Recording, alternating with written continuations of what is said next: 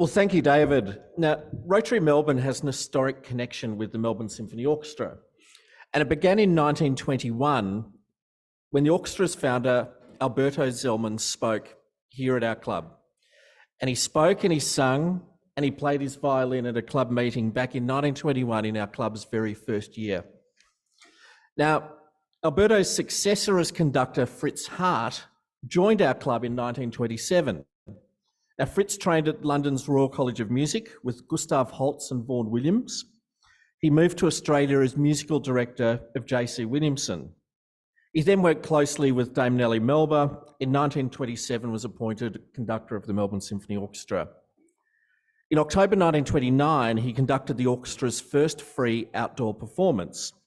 And they continue to this day, over 90 years later, as the Sydney Myer Free Concerts.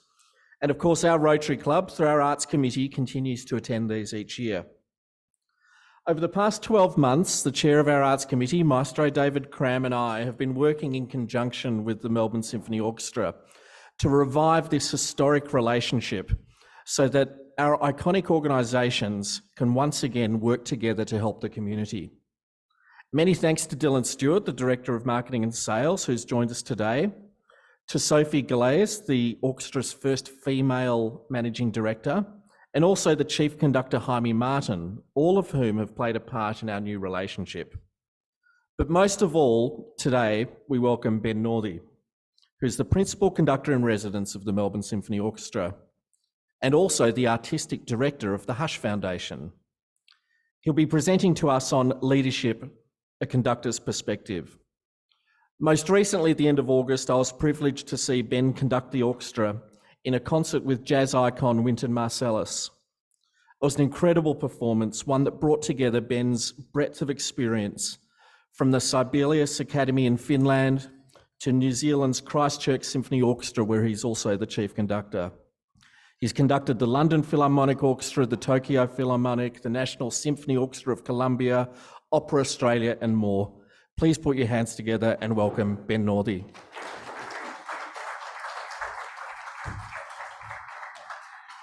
Thank you, everybody, and thank you, Adrian. It's wonderful to be here, and thank you for inviting me.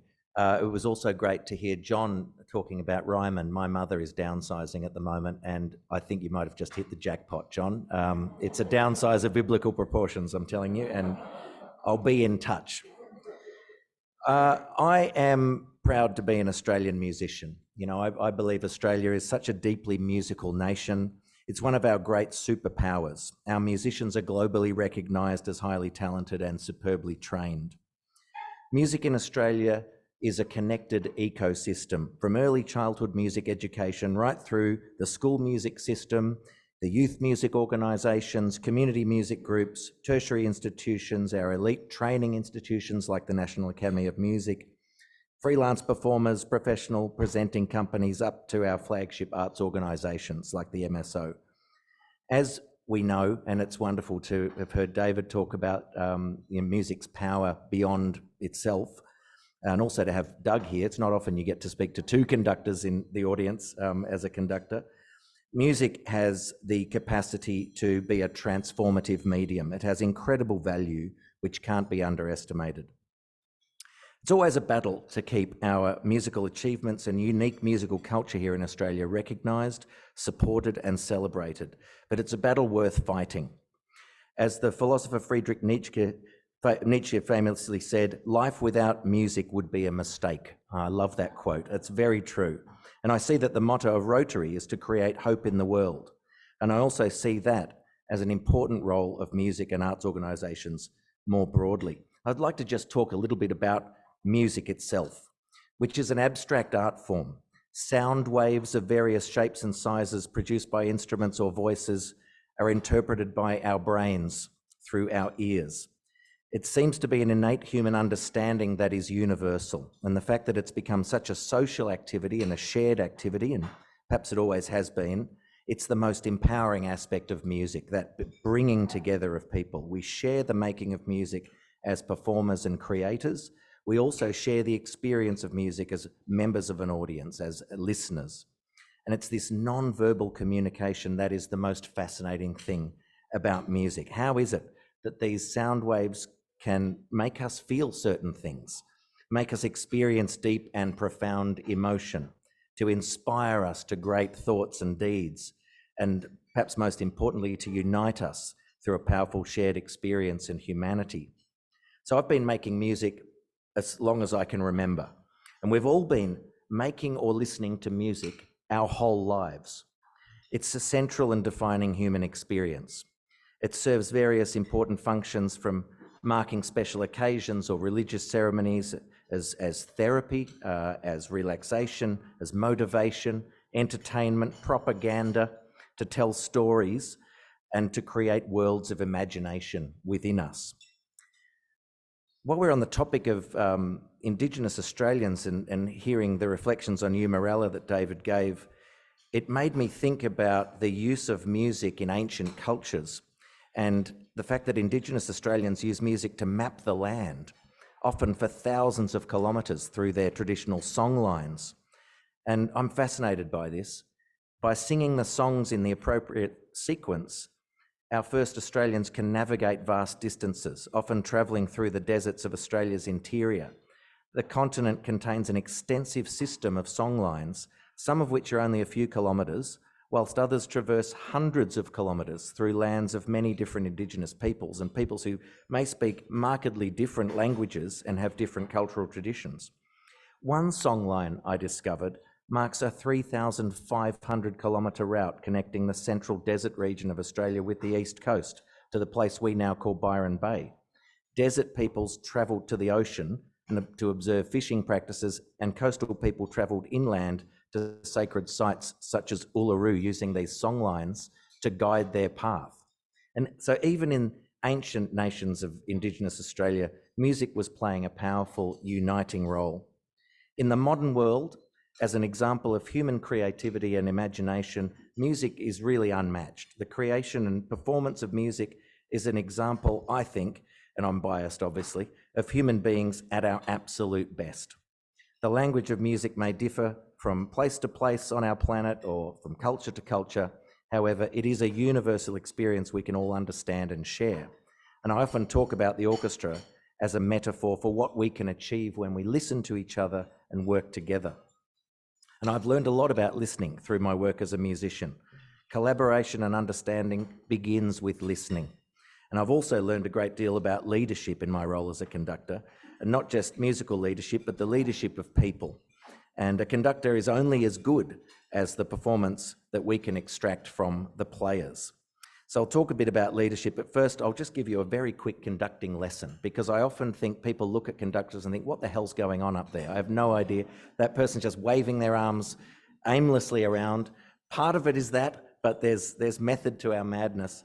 Probably the biggest responsibility of a conductor is the speed of the music, the tempo of the music.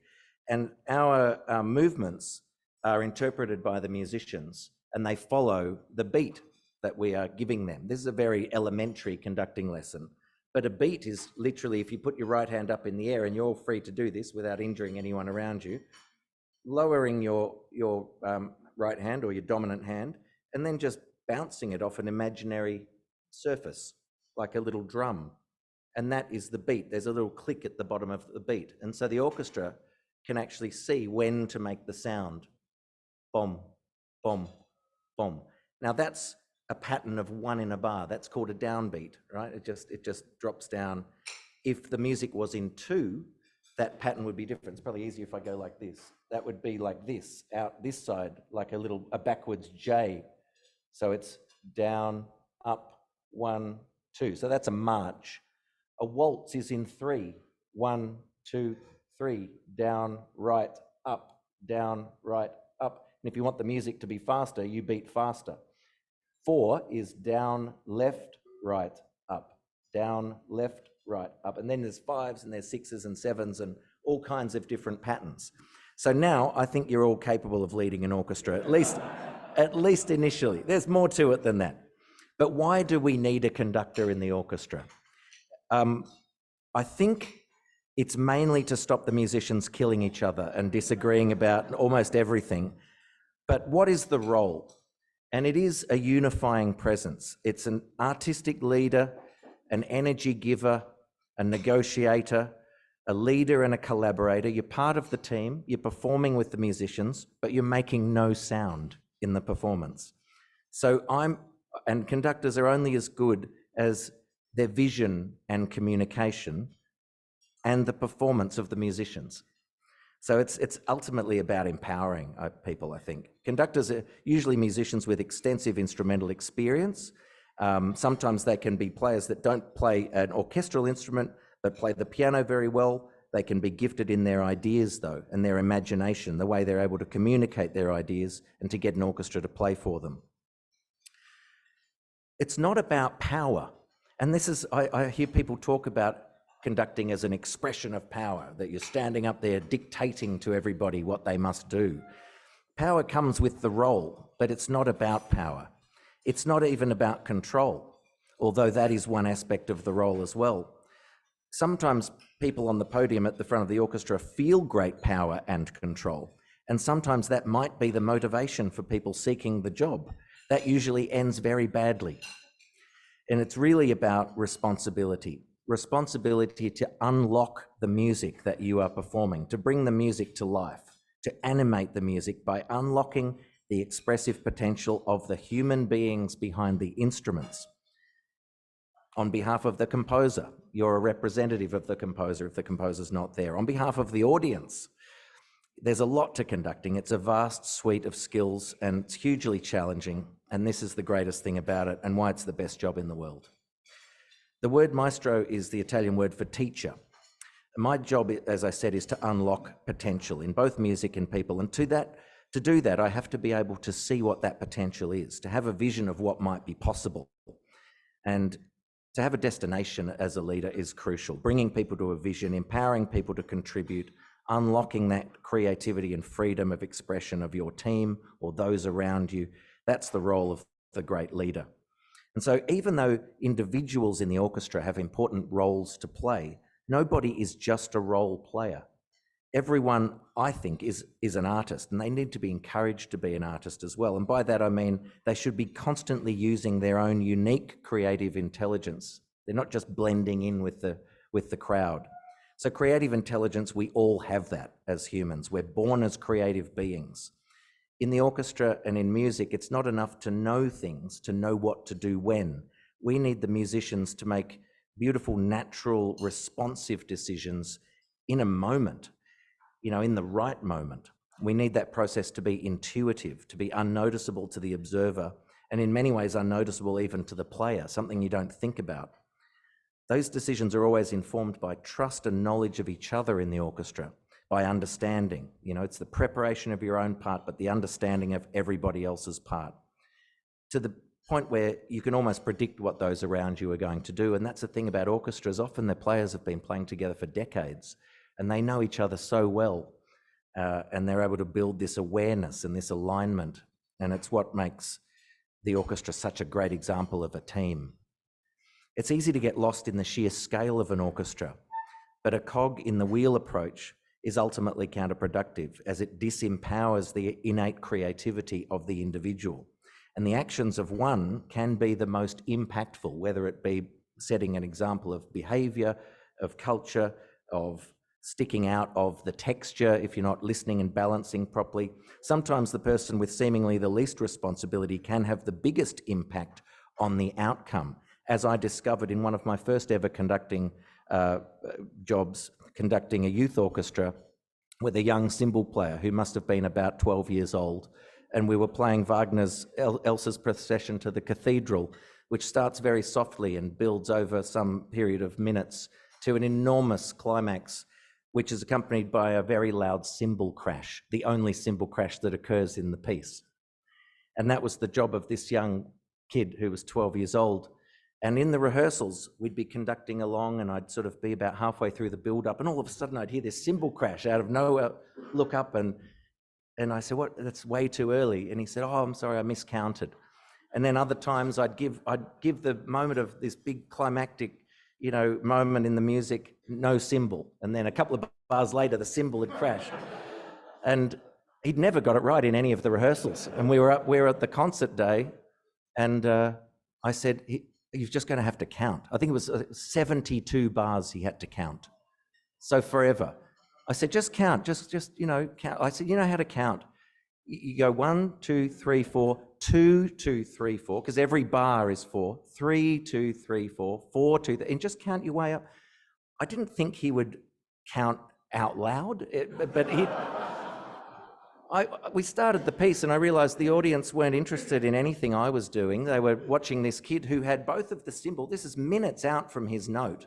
Both of the cymbals ready to play, and he was just looking at me going 1, 2, 3. And 35, 47, and I could feel that the music was the least important thing. And when we got to the moment, I could see he'd counted it perfectly. And he swung the cymbals together at bar 72, and I thought, you beauty, he's finally going to get this in the right place. And they didn't touch each other, the cymbals. The poor kid. He recovered from that, and the next time I saw him, he was playing in the Sydney Symphony Orchestra, so he bounced back strong. There's a great quote from the German composer and pedagogue Karl Orff, who said, "I believe that every human being has an artist inside them. This possibility can either be encouraged or destroyed. My guiding principle has always been to encourage." And it's that creative freedom and recognition of individuality which is the essence of transforming a performance of music from the ordinary to the extraordinary. The difference between a boring performance and a potentially life-changing experience for performers and listeners. So I'm only as good as the vision I have and the performance of that vision that the players choose to give me. I'll reflect briefly on the work with the Melbourne Symphony Orchestra. So this year I'm celebrating 20 years with the MSO. Yeah, thank you, Dylan. I don't know how that's quite possible. It's slightly disturbing that that's happened, but anyway, here we are.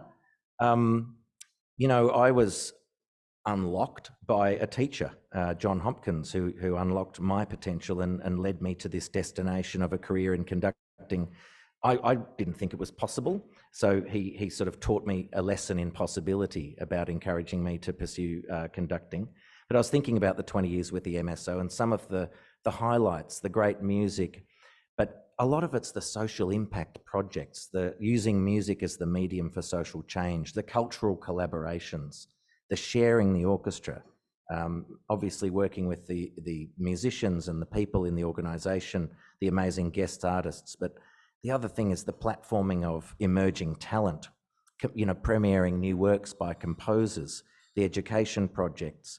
We've toured internationally, but just being able to be a part of the discussion about what a modern symphony orchestra is. What is our role in the city and our community? How can we enrich the lives of people? How can we remain relevant and vital? And how do we reach out to people to invite them to experience the orchestra? What's our purpose and our potential in the 21st century? All of these are very big questions. When I look back at this year, at the end of each year, I look back and I go, what were the value things I did? What were the things that made the biggest impact on others, which is how I measure what I'm doing. And I think about the Maya Bowl series that you mentioned, Adrian. We performed Carmina Burana there at the beginning of this year. Fantastic choral work, big, large-scale thing, 10,000 people listening.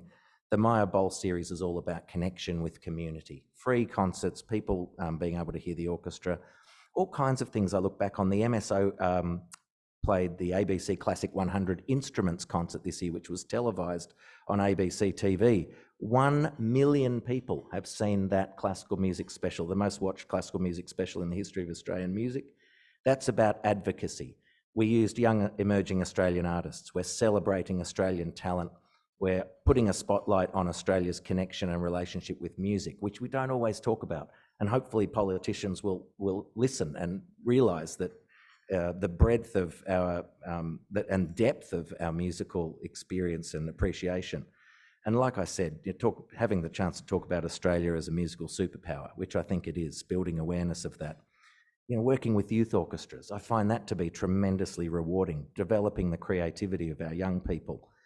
We do that with conductors as well. Adrian, you mentioned the Jazz at Lincoln Centre, Wynton Marsalis.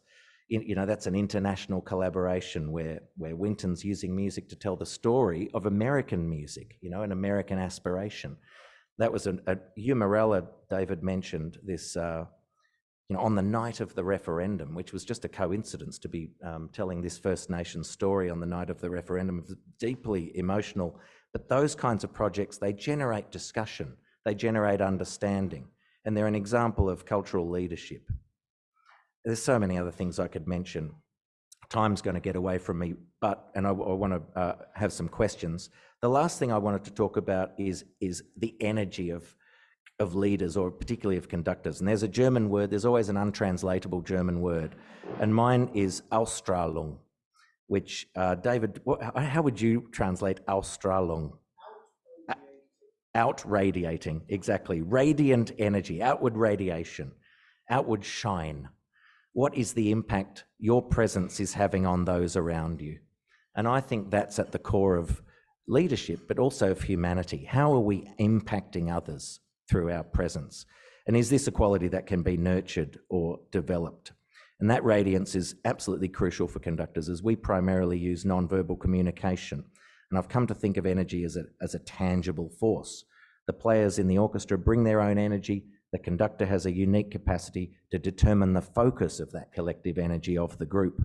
And it's not just charisma, it's the entire suite of leadership qualities. And it also struck me that Ausstrahlung is something which can change. And I've become convinced that you can invest in it, you can nurture it and look after it. I think it wasn't really something that I consider to be about particular skills or talents, but it's more a concept around well-being and a sense of self-balance. So, in my case, I guess it's the work, family, friends balance that we heard. It was Ian, I think, talking about as well. That feeds my sense of well-being and enables me to offer more to those in my work life. It puts the focus on my interactions with others. So our success, I think, as people, leaders or not, is the sum of the impact of our interactions with others. So like the players in an orchestra, we all have the capacity to make a positive impact on those around us. Like an orchestra, we can listen better to each other and respond sensitively to each other with empathy. And like an orchestra, we can realise that when we really listen to each other, work together in harmony, understanding is built and we can do great things. Thank you so much for inviting me to speak to you today. Thank you for your support of the MSO and all of the work you do as a society to help create hope in the world. That work, as we know, is never finished. We all need to play our part in this big global orchestra we are in. I'll hope to see you at a concert soon. Thank you. Well, thank you, Ben. He's most graciously agreed to take questions for a few minutes. So yeah, and there's just one comment online, chat box from Christina Boys. Ben is such an excellent speaker. I've really enjoyed the presentation. Love the MSO. So thank you very much. Appreciate that. Robert. Thanks very much for your talk, Ben. Robert Fisher. You've conducted many different composers over the years. Do you have a favorite and why? Yeah, it's a very difficult question to answer. I gravitate to the music of the 20th century because I'm a product of the 20th century myself. I love the early 20th century modernists. It's not always the most popular music, but Bartok, Stravinsky, Sibelius, because I studied in Finland. I love that music. But usually the music I'm conducting at the time, I fall in love with, and that's my job. There's very little music that I don't find something to really connect with. So, but yeah, Stravinsky or Beethoven, those two are pretty high on my list, I'd say.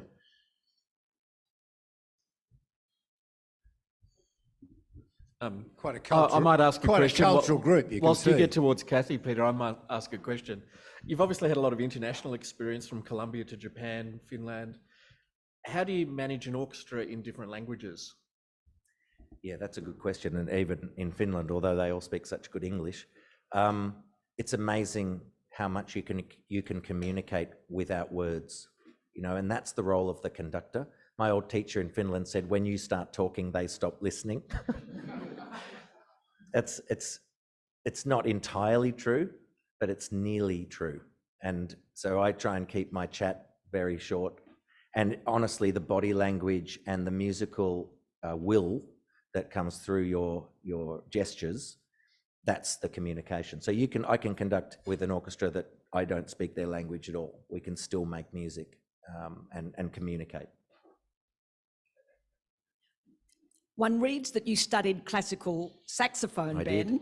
So Yeah. I'm curious to understand what place these days the saxophone plays in your life. Well, I used to have 3 saxophones, and I was a professional musician for 10 years. I've got 1 left, and it's safely holstered in its case in my wardrobe. When I started conducting, John Hopkins said, you have to be 150% into this, which means I had to stop playing and just study conducting. I had so much catching up to do. I started late. And if you don't play your instrument every day, and then you go back to it after some years, believe me, it's not a satisfying experience, especially when, as a living, you work with the best musicians in the world and you hear them play all the time. Nobody needs to hear me play the saxophone anymore.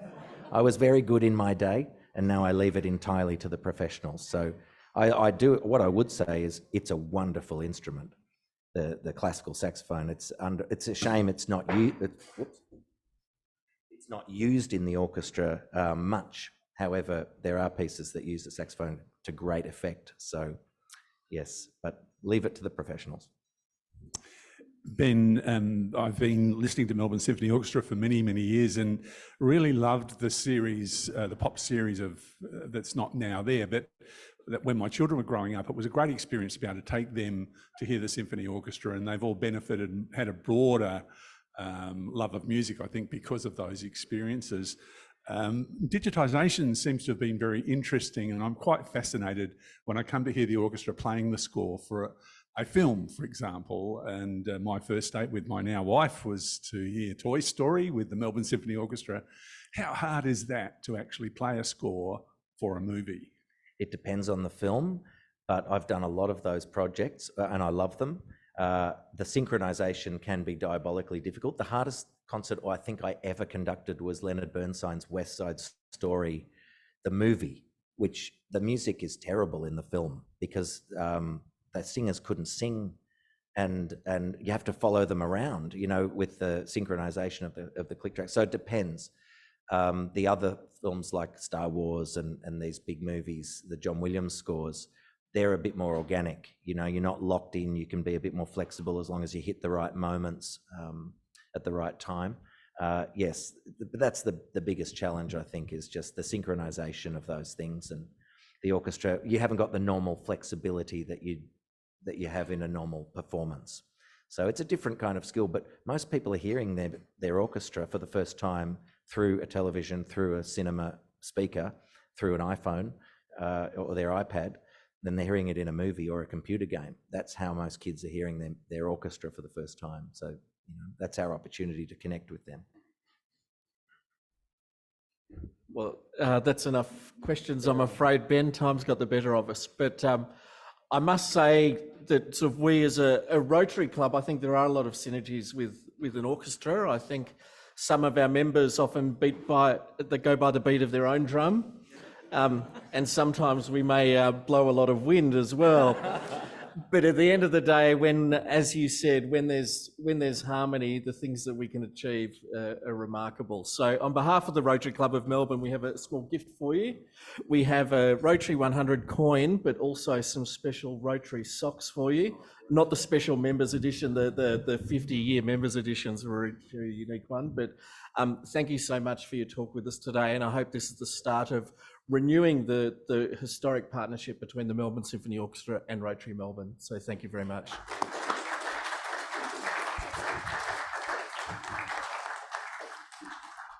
Once again, thank you to all of our visitors and guests for attending today. In particular to Ian and Margaret. Ian, congratulations on 50 years of membership. Just wow. Thank you also to our MC, past President Peter Dakin, and for his reflection, Philip Cornish. And as always, our lunch setup and reception teams for their efforts. If anyone can stay behind at the end to assist for a few minutes, it's always very much appreciated. A reminder, next week, we're back here at number 35 for our special Melbourne Cup Day lunch. Our guest speaker will be Bernard Saundry, who's the current CEO of RSN Racing and Sport, 927 AM, and a former CEO of Racing Victoria. And his topic will be the changing landscape of horse racing. So get all your horsing paraphernalia and gear and come along next Wednesday. It'll be a great day. And bring a friend too.